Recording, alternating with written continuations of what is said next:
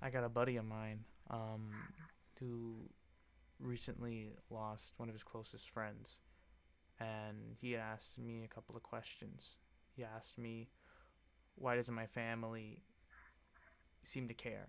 It seems like they're so willing to just move on and live their lives, but am I the one that's stuck? Am I the one that is just not able to move on, just not able to move past the grief? And I hate feeling this grief. I hate feeling this way. Like, what's the point in knowing somebody if you're just gonna go through these cycles of of not being able to move past that?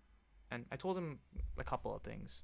One of the first things I did was I quoted God of War Ragnarok, and I told him that Faye, one of the characters in the show, had said to her husband before she died. She said, to have grieved is to have loved fully, and I I resonate a lot with that because even for myself, I think about what would a lot of the times I think about my own funeral actually, not in a morbid way, not like obsessing about my death, like wanting to die a certain way.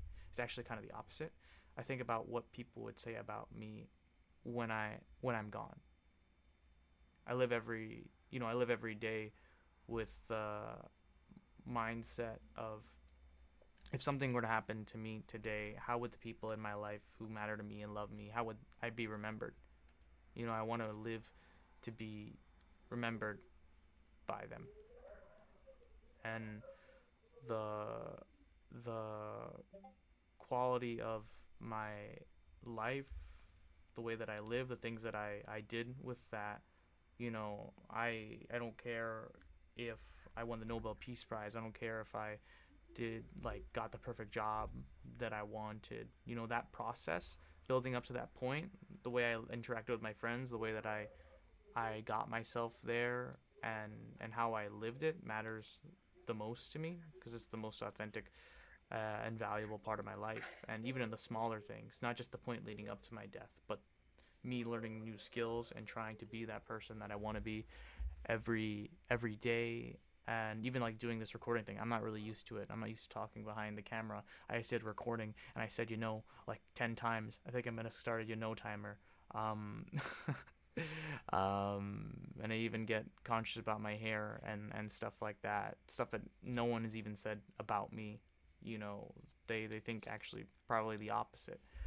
um and my friend worrying about other people not grieving the same way or him grieving too much, it's like you can't compare grief.